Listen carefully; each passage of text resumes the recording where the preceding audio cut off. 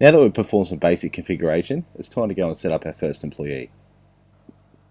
I can add an employee using the employee self-setup. This will allow us to provide a first name and a surname, an email address and a mobile number. The employee will receive a form via email, and they'll receive a text message while they're filling out that form specific to the tax file declaration section. You can also include qualifications and emergency contact details. And at the end of that process, because the SMS contains a code that's unique to the employee, the ATO is satisfied that this replaces the paper copy required of the tax file declaration. So using this process, you can actually go paperless. In this case though, I'm going to set up an employee on their behalf. So I'm going to go to Add Employees. This employee is going to be my salary employee. First of all, give them a name, a date of birth, a residential address,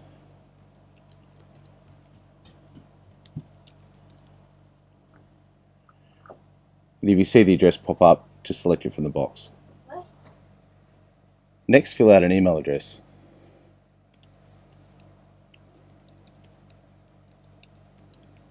And a mobile number.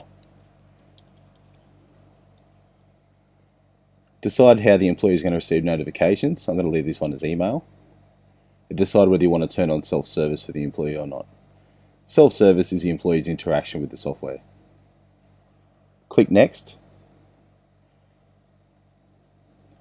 And here we can fill out banking details and super.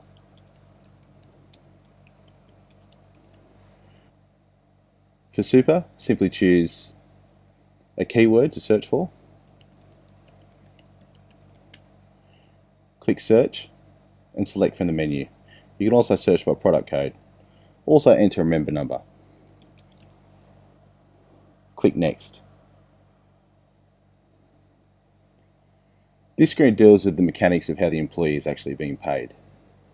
Choose a start date, an employment type, so this one's going to be a full-time employee.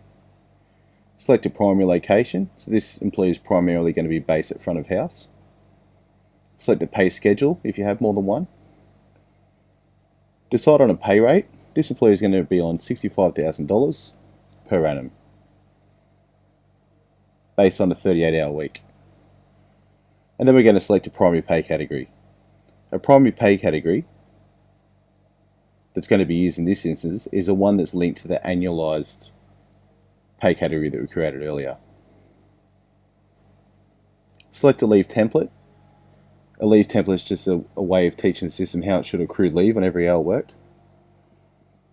And decide whether or not we're going to use timesheets. Because this is a salary employee, I'm going to keep that as do not use timesheets. Click Next and complete the tax file declaration details. Click the pen to add any additional things that you need, like whether or not they have an accumulated help debt.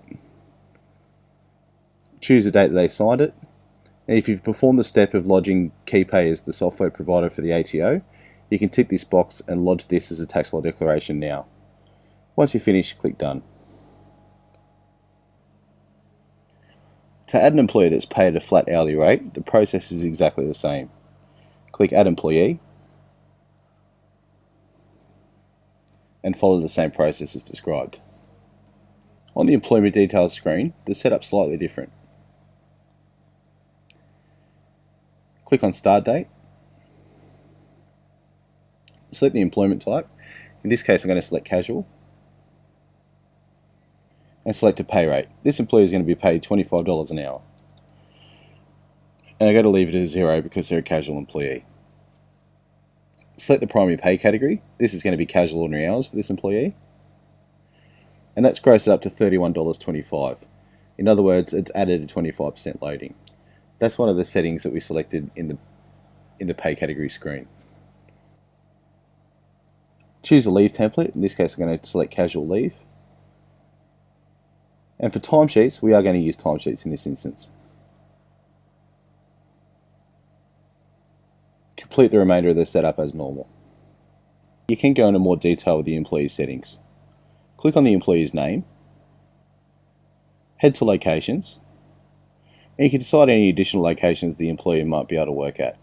In this case, we've got front of house by default, but Jane may also be able to work at bar 1. Click Save. You can do the same thing with work types. We've got the 3 public holidays, Saturdays and weekday hours selected by default because they're a casual employee, but they may also be able to select leave without taken on the timesheet as well. Click Close when you're finished. And that's the end of our demonstration on how to configure a brand new business, set up an employee under a salary, and set up employees under an hourly rate basis.